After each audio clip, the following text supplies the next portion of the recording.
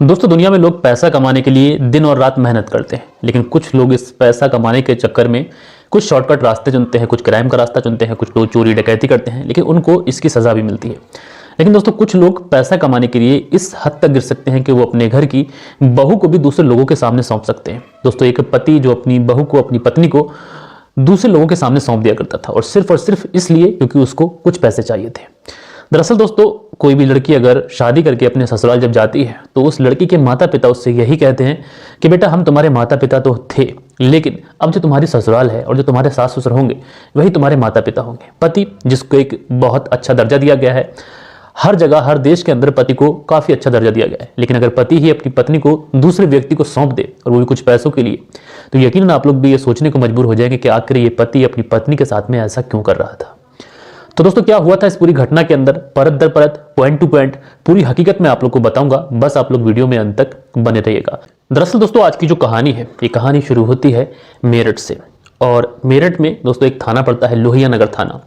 और दोस्तों, इसी थाने के अंतर्गत 5 अक्टूबर साल 2023 एक लड़की थाने के अंदर आती है, और वहां पर जो भी पुलिस वाले होते हैं, पुलिस वालों से कहती है कि साहब, मुझे कुछ मदद की जरूरत है। जब पुलिस वाले इस तरीके की बात सुनते हैं तो पुलिस वाले कहते हैं, बताइए मैडम, हम आपकी क्या सहायता कर सकते हैं, क्या मदद कर सकते हैं। हम तो बैठे ही यहाँ पे इसलिए हैं ताकि आम लोगों की शिकायतें सुन सकें। लेकिन वो जो महिला थी, वो जो लड़की थी, वो उन पुलिस वालों से कहती है कि साहब, यहाँ पर जितने भी पुरुष पुलिस वाले हैं सबको हटा दो। अगर कोई महिला पुलिसकर्मी यहाँ पे मौजूद हो तो वो यहाँ पर आए, क्योंकि मैं उसके सामने पूरी तरीके से खुल सकती हूँ। मेरे साथ जो हुआ है, मैं एटलीस्ट उस महिला पुलिसकर्मी को सारी बात बता सकती हूँ। इतना ही उस लड़की का कहना था कि वहाँ पर जो पुलिस वाले मौजूद होते हैं वो सबके सब हट जाते हैं। एक महिला पुलिसकर्मी को वहाँ पे भेजा जाता है, और वो महिला पुलिसकर्मी जो थी वो इस लड़की से, इस महिला से पूछती है कि बताइए मैडम, तुम्हारे साथ क्या हुआ है और तुम क्या बताना चाहती हो। तो ये जो लड़की है, ये उस महिला पुलिसकर्मी को बताती है कि मैडम, मेरी इज्जत को, मेरी आबरू को महीनों तक सोशल मीडिया पर नीलाम किया गया है। मैं क्या करूं, मेरे कुछ समझ में नहीं आ रहा है। मेरी आबरू को इस तरीके से सोशल मीडिया के ऊपर नीलाम किया गया है कि मेरे हाथ में कुछ नहीं है और मैं कुछ कर नहीं पा रही हूँ। जब ये लड़की इस तरीके की बातें उस महिला पुलिसकर्मी को बताती है तो कहीं ना कहीं जो महिला पुलिसकर्मी थी और कुछ साथ में और पुलिसकर्मी, वो सारे के सारे हैरान हो जाते हैं, और ये समझ में नहीं आता है कि आखिर ऐसा किसी लड़की के साथ में, किसी महिला के साथ में कैसे हो सकता है।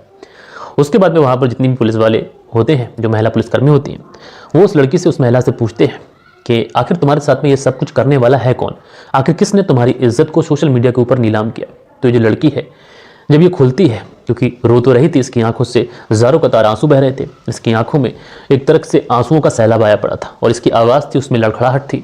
इसलिए ये रोते हुए पुलिस वालों को जो कहानी बताती है, वो कहानी कुछ इस प्रकार थी। दरअसल ये लड़की बताती है कि साहब, मेरी शादी अब से कुछ समय पहले मुजफ्फरनगर में हुई थी एक लड़के से, और मेरे परिवार में, और जब इन दोनों के बीच में रिश्ता तय हुआ तो उसके बाद में जब निकाह की बात आई तो जो महर की जो रस्में हुई थी, उसके बाद में ससुराल वालों ने मुझे महर की अदायगी करी, और दहेज की कोई ज़्यादा बात हुई नहीं थी, लेकिन मेरे परिवार वालों ने आखिरकार मुझे उस घर में रुखसत कर दिया।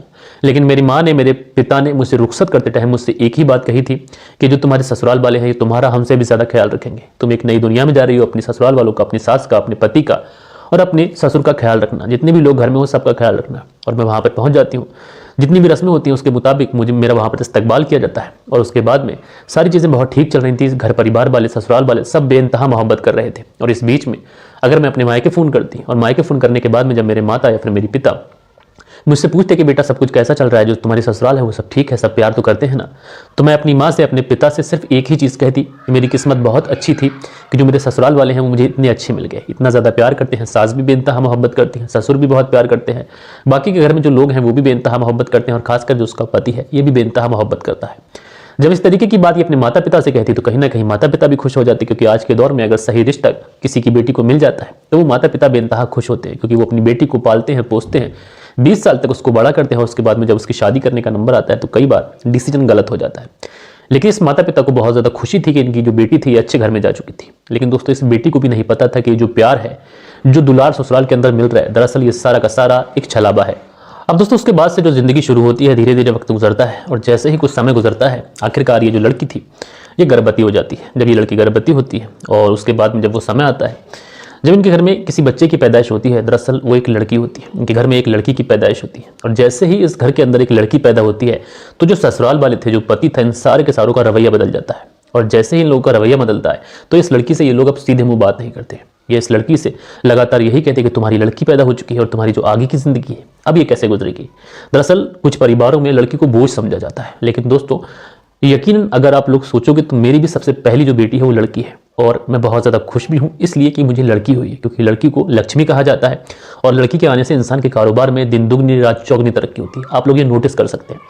अब उसके बाद में जब उनको लड़की हो जाती है तो ये जो परिवार वाले इस लड़की को लगातार डराते धमकाते कहते हैं अपने घर से जो दहेज की बात हुई थी वो दहेज लेके आओ। अब ये लड़की सहम जाती है क्योंकि घर परिवार में इतना पैसा नहीं, इतना ज़्यादा उनका कारोबार अच्छा नहीं है कि जो इनके लिए दहेज का बंदोबस्त कर सके। और वो जो लड़का है वो भी लगातार इस लड़की से यही कहता है कि मैंने महरों के अंदर 1 लाख रुपए की अदायगी की है और जो तुम्हारा दहेज है वो तुम्हें लेके आना पड़ेगा, क्योंकि तुम्हारी बेटी हो चुकी है और तुम्हारी जिंदगी आगे बढ़ाने के लिए दहेज की बेइंतहा जरूरत है। अब दोस्तों जो दहेज की रकम बताई जाती है ये 5 लाख रुपए बताई जाती है, और वो गरीब परिवार आखिरकार 5 लाख रुपए का बंदोबस्त कहां से करेगा। आप सोच सकते हैं कि एक आम से परिवार के लिए जिसका मेहनत मजदूरी से गुजारा चलता हो वो आखिरकार 5 लाख रुपए का बंदोबस्त कैसे करेगा। जब इस तरीके की बातें होती हैं तो ये लड़की परेशान हो जाती है। इस बारे में ये रात के समय कमरे के अंदर अपने पति से भी जिक्र करती है। वो कहती है कि घर परिवार वाले मुझे दहेज के लिए परेशान कर रहे हैं। 5 लाख रुपए की बात है, थोड़े बहुत पैसों की बात नहीं है। मेरे माता पिता के पास में इतने पैसे भी नहीं है, आखिरकार मैं 5 लाख रुपए का बंदोबस्त कैसे करूंगी। जब इस तरीके की बात ये लड़की अपने पति से कहती है, लेकिन उसकी सारी बात सुनने के बावजूद भी जो पति था ये कहता है कि तुम्हें पैसों का इंतजाम तो करना ही पड़ेगा, क्योंकि हमारी बेटी हो चुकी है और अब आगे की जो जिंदगी है ये काफी ज्यादा मुश्किल है। उसके लिए तुम्हें 5 लाख रुपए अपने माता पिता से लेके आने पड़ेंगे। लेकिन दोस्तों लड़की को तो सब कुछ पता था, उसको उसके माता पिता की हैसियत पता थी, इसलिए वो साफ तौर पे इनकार कर देती है। वो कहती है कि मैं 5 लाख रुपए की डिमांड अपने माता पिता से नहीं कर सकती, क्योंकि 5 लाख रुपए की तो उनकी पूरी संपत्ति नहीं है। अब लड़की वहां से मना कर देती है। लड़के वाले जो कहते हैं कि ठीक है, लेकिन अगर तुम पैसे नहीं ला सकती तो ये पैसे हम तुम्ही से ही कमवाएंगे। लड़की सोचती है कि ठीक है कमवा लीजिए, क्योंकि लड़की सोचती है कि हो सकता है ये मुझे कहीं काम पे लगाएं या फिर कुछ काम करवाएं। अब इसके लिए ये लोग दिल्ली का रुख करते हैं। जो पूरा परिवार था इसमें देवर, ससुर, सास और साथ में जो पति था ये लोग, अब ये लोग दिल्ली का रुख करते हैं। ये लड़की यही समझती है कि शायद वहां पर जाकर कोई काम करना पड़े, लेकिन मैं कर लूंगी अपने घर के लिए, अपने बच्ची के लिए, क्योंकि अगर अपने माता पिता से पैसों की डिमांड करूंगी तो वो तो पूरी होगी नहीं, क्योंकि उनकी तो इतनी हैसियत ही नहीं है कि वो 5 लाख रुपए अदा कर पाए। इसलिए ये लोग दिल्ली चले जाते हैं। और दोस्तों दिल्ली जाने के बाद में आखिरकार ये एक ऐसा गंदा खेल खेलते हैं जिसको सुन के आप लोग की रूह कांप जाएगी। दरअसल ये जो देवर था और ये जो पति था ये उस लड़की से कहते हैं कि दरअसल तुमसे पैसे कमाने का समय आ चुका है। वो लड़की कहती है ठीक है, जो तुम बोलोगे मैं करने के लिए तैयार हूं। लेकिन उसको ये नहीं पता था कि उसके साथ में एक्चुअल में होगा क्या। उसके बाद में लोग कहते हैं कि तुम अपने कपड़े उतारो। अब लड़की जब कपड़े उतारने की बात आती है वो तो एकदम से हैरत में आ जाती है। उसके तो पांव तले से जमीन खिसक जाती है। वो तो सोच समझ में नहीं पाती है कि आखिर उसका पति और उसका देवर उससे किस तरीके की बात कर रहे हैं। और आखिरकार उस लड़की को डरा के धमका के उसे टॉर्चर करके उसके कपड़े उतरवाए जाते हैं। उसके बाद में एक वीडियो कॉल लगाया जाता है और वीडियो कॉल पर जो सामने वाला व्यक्ति था वो जो बोलता था वो सारी चीजें इस लड़की से कराई जाती है। अब दोस्तों लड़की मजबूर थी, करती तो क्या करती।